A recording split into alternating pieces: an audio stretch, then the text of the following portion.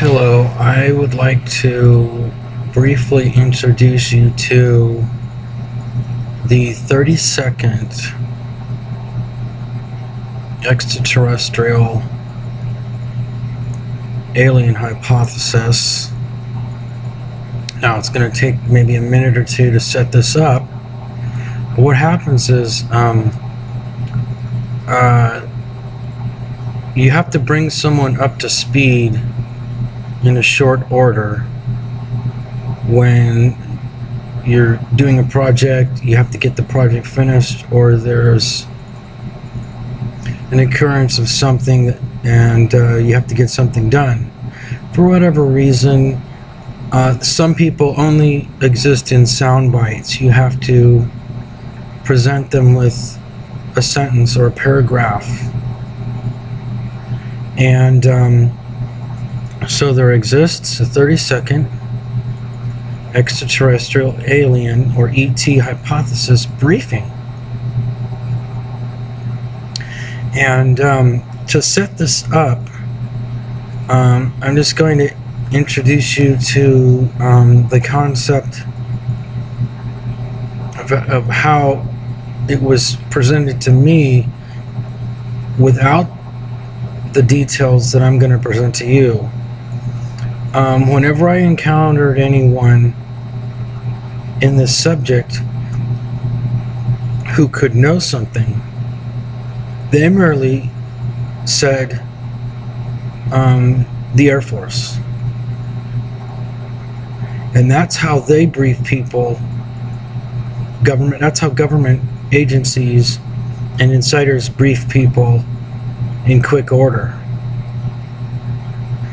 So basically, what you have is the United States Army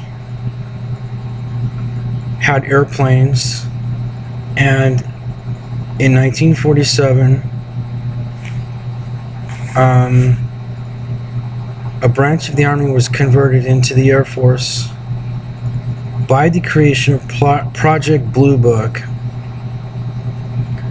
The Army and the Air Force have the same uniform, and the Air Force uniform is blue. And Project Blue Book looked at the extraterrestrial hypothesis. So today we have the mission of the Air Force is air superiority, something to that effect, while the Navy's mission is keep the sea lanes open, and the Army has their mission, etc. And so if you're lucky, you will get the 1 second briefing when you're involved in research or projects or something. They're just going to say the Air Force. And so what they mean is that the creation of the Air Force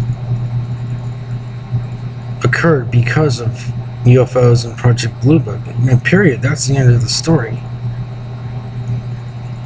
My 30-second briefing is has a little bit more information and will get you further. And what it is that the number of particles in the universe is known, and the probability is very low that there's going to be enough collisions of that amount of particles in one place in the universe to create the first animal cell.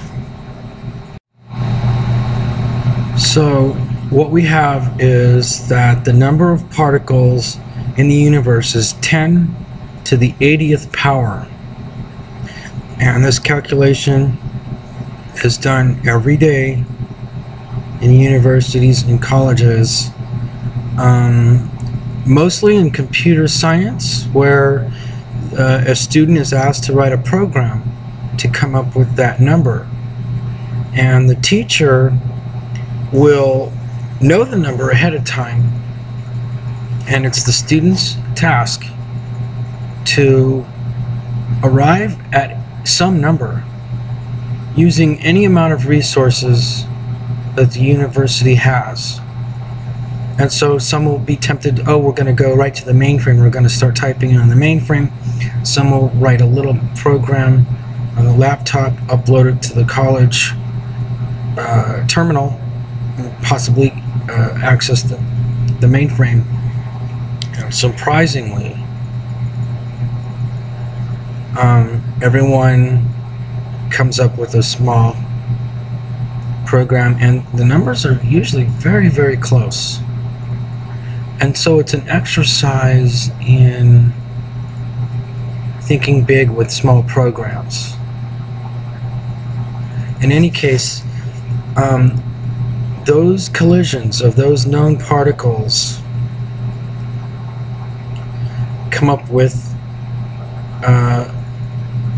the chance for an animal cell with collisions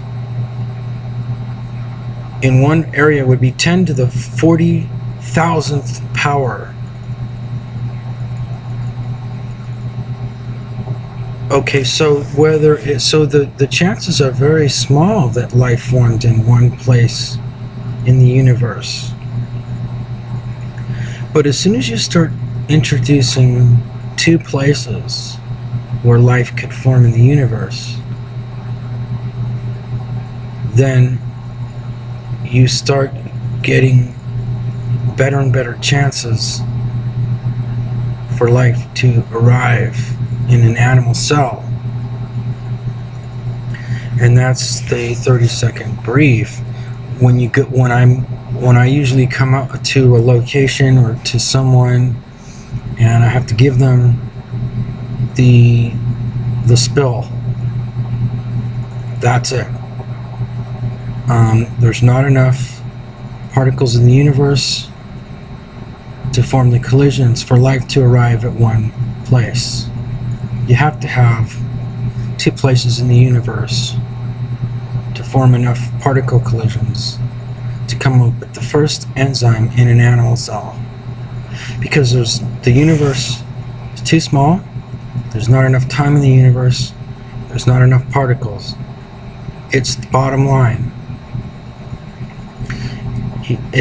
Life had to evolve in two different places in the universe.